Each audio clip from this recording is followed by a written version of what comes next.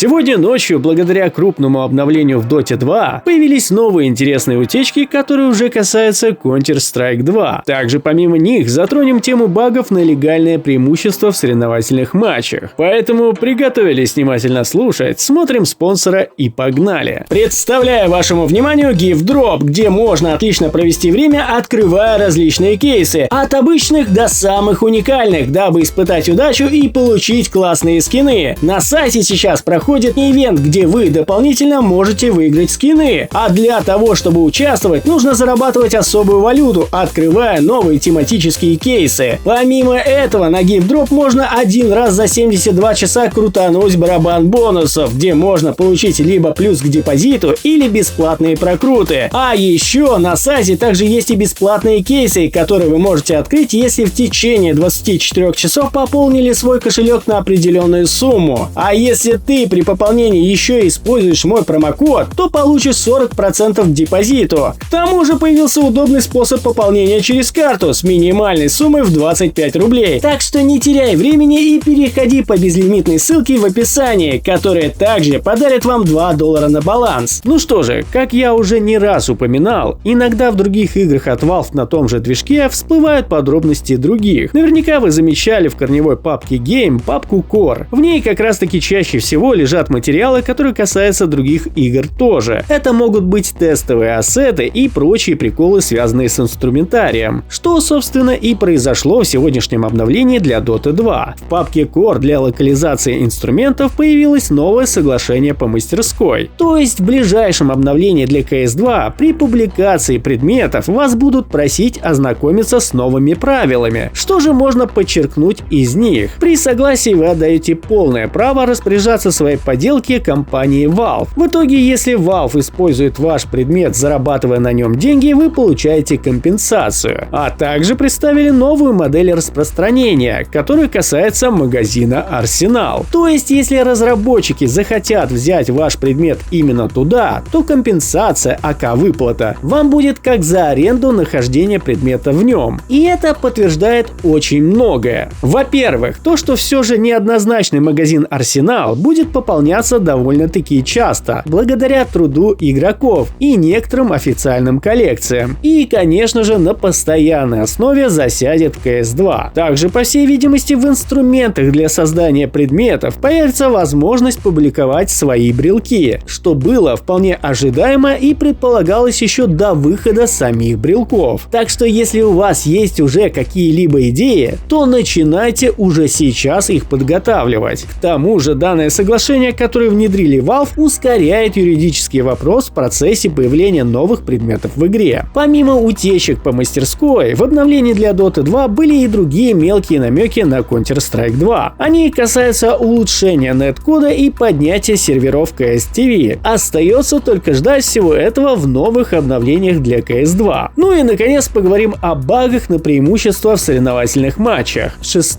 февраля игрок под ником Myrtis, надеюсь правильно произнес, нашел новый баг на ВХ, который реализуется при помощи демок. Об этом он сообщил нескольким ютуберам, включая меня. А уже 10 февраля выпустил об этом ролик. И как вы понимаете, только сейчас стала форситься эта тема. К сожалению, хоть данный баг и дает преимущество, для меня ценности он особо не представляет, так как преимущество вам дается совместно с пыткой для глаз. И раз уж пошел такой движ, сейчас я вам открою еще одну тайну. На данный момент в CS2 существует еще 2 бага на легальное ВХ, о котором точно никто ничего не публиковал и не распространялся. К сожалению, как и в варианте от Миртиса, он не очень удобный и вызывает боль в глазах, поэтому-то я и не стал об этом распространяться. Ну а если вы хотите обнаружить его сами и покупаться в лучах славы, то даю подсказку. Первый вариант касается драйверов NVIDIA и скомпилированных шейдерах на другой версии. Ну а второй просто скомпилированных шейдерах также на другой версии. Так что всем удачи их найти. И как вы уже поняли, я об этом давно сообщил Valve. Но разработчики, как вы поняли, дергаться не любят. И на этом у меня все. Всем огромнейшее спасибо за просмотр. Всем пока